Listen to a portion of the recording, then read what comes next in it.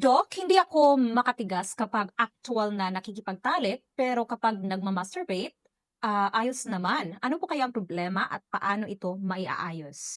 So maraming salamat sa iyong tanong at ayon sa mga sintomas na ibinahagi mo, ito ay isang karaniwang uri ng erectile dysfunction. Normal itong mangyayari at maaring sanhi ng maraming salik gaya ng stress, anxiety o mga physical na kondisyon.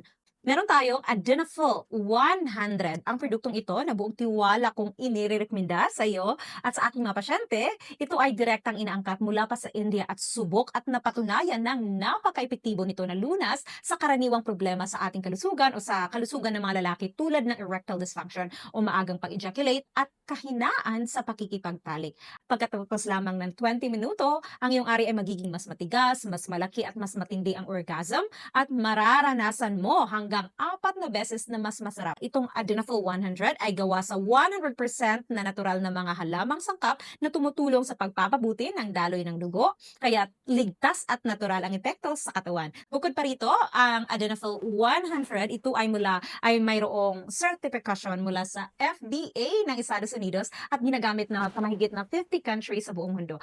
Magpadala agad ng mensahe para sa libreng one-on-one na konsultasyon kasama ko at makuha ang tamang therapy na babagay sa'yo ngayon din.